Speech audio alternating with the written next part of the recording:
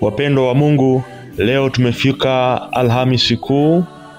Tupo ukingoni mwa safari ya Kwaresma, na hapa ndipo tunakutana na kilele cha upendo wa Bwana Yesu, si kwa maneno bali kwa vitendo.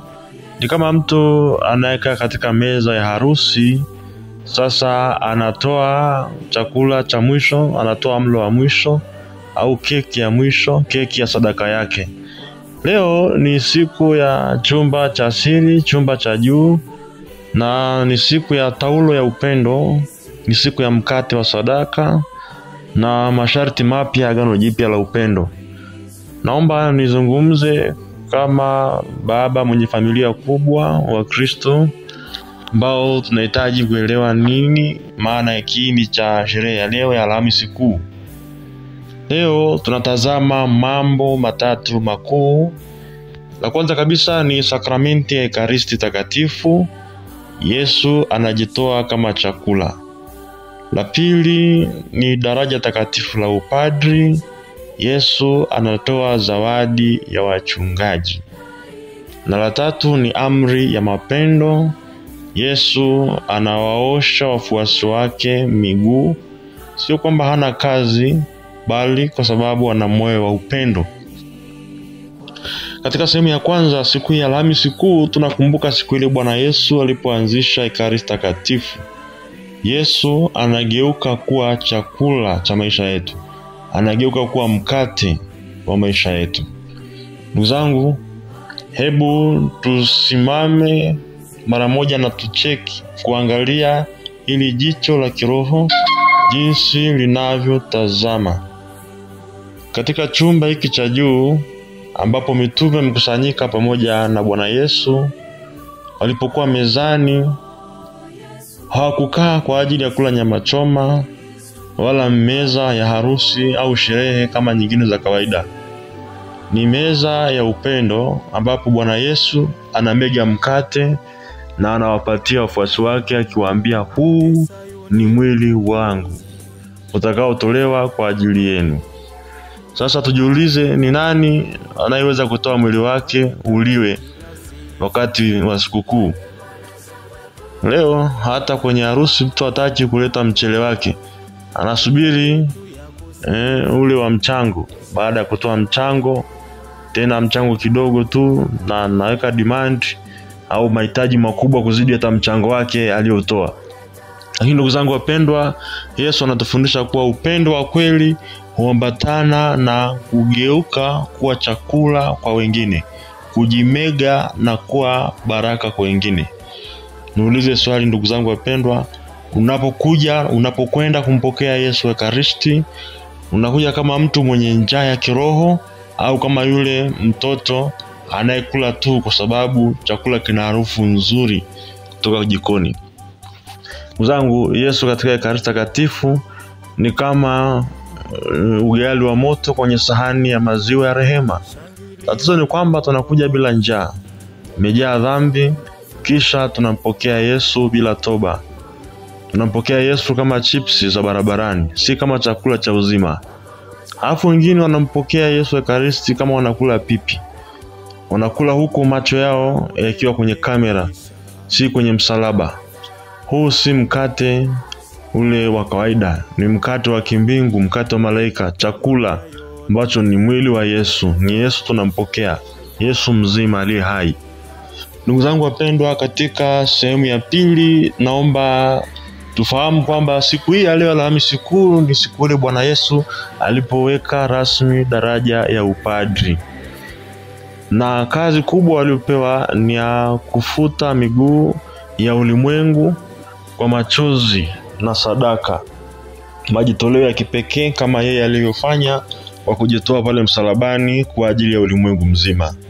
Ndugu zangu, siku ya Alhamisi Kuu Yesu aliamuru uwepo wa upadri, iwepo sakramenti ya daraja ambayo litawaunganisha wanadamu na Mungu. Aliwapa mitume wake mamlaka ya kumega mkate, mamlaka ya kusamehe dhambi, mamlaka ya kubariki, mamlaka ya kuwaongoza watu.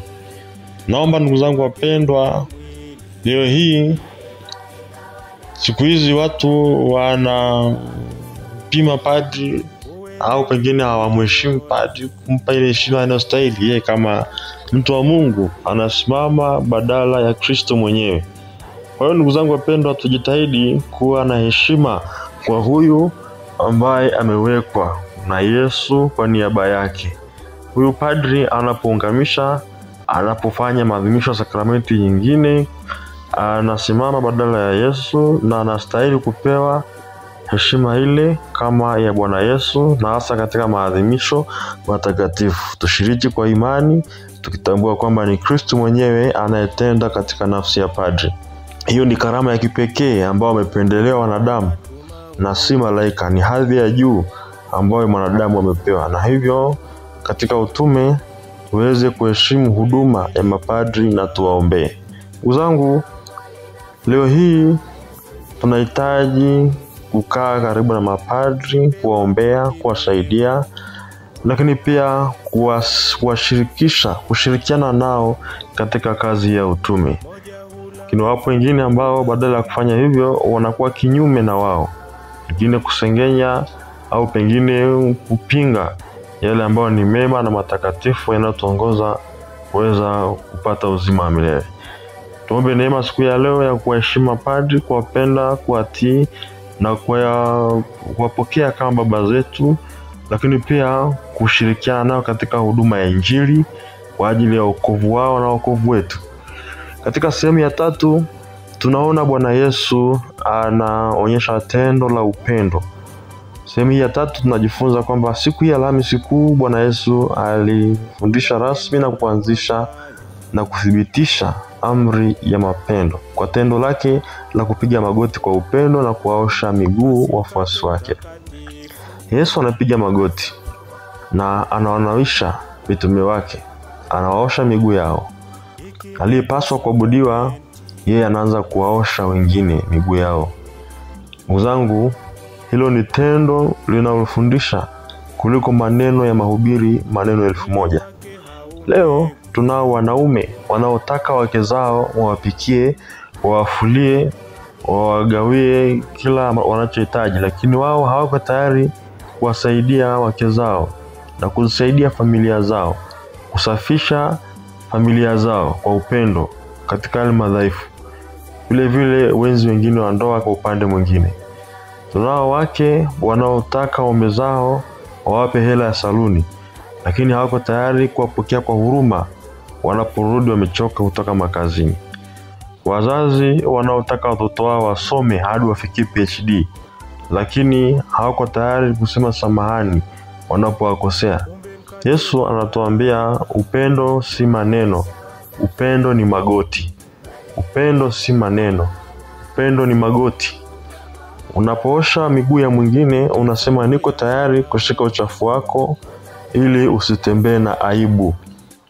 Ndugu zangu, tuwe tayari kushika uchafu wa wengine ili wasitembee na aibu.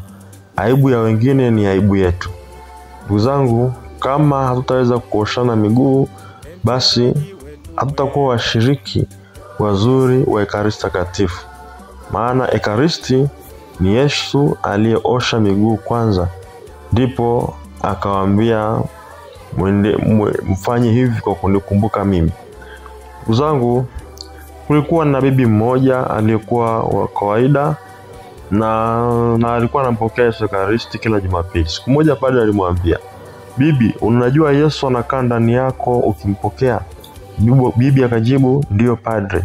Ndio maana huwa siendi uani hadi mchana ili asiharakishwe kutoka." Wapendwa, Yesu si wa kushikwa kwa tumbo, si wa kutunzwa kwa moyo tu. Komunyo si karanga, ni moto wa kimbingu, ni chakula cha kimbingu, ni nguvu ya Mungu. Tunampokea Mungu mwenyewe, tunapokea roho, mwili wa Yesu, lakini pia tunapokea umungu wake mkamilifu kabisa. Tunapaswa kuwa na heshima kwa Ekaristi Takatifu. Tunapaswa kuheshimu Ekaristi Takatifu na kufanya maandalizi ya kutosha kabla ya kumpokea Yesu Ekaristi. Ni desturi njema kuendelea kufuata mapokeo mazuri na taratibu za kanisa kuweka mfungo mtakatifu kabla ya kumpokea Yesu Ekaristi, kabla ya kwenda kusali misa. Walau masaa 3 kabla usiguse kileo, lisali moja kabla usiguse chakula, uweze kumpokea Yesu katika maandalizi safi. Maandalizi makubwa na yanayohitajika ni yale ya kumpokea Yesu Ekaristi ukiwa umeungama dhambi zako, na ukiwa umeshapatana na ndugu zako, na ukiwa unaishi vizuri na jamii inayokuzunguka. Mwisho ndugu zangu, kama hujui la kufanya leo, fanya hili. Piga magoti, funga taulo, na uwe mtu wa msamaha na umpokee Yesu Ekaristi. Yesu hakuanzisha dini mpya, alianzisha njia mpya ya kupenda. Alhamisi Kuu sio tamasha, bali ni toba. Si fashion, ni sadaka. Sio show off, ni moyo wa kupenda. Leo ndugu zangu, tunapoabudu Yesu Ekaristi usiku wa leo, tukiambatana na Yesu katika safari yake ya mateso, lakini pia tukiendelea kukumbuka fumbo hili alilotuachia, sadaka ya Kalvari. Kila wakati tunapopiga magoti, tuseme, Bwana, naomba unioshe kiburi changu. Tufungue mioyo yetu, mwambie Yesu, ingia ndani ya nyumba yangu, uweze kuisafisha madoa yote ya dhambi. Na tumege maisha yetu, tuwe tayari kujivunja kwa ajili ya wengine, kuwa wakarimu na kuwapatia wengine matendo ya upendo ambayo yatatustahilia kupata zawadi za kimbingu.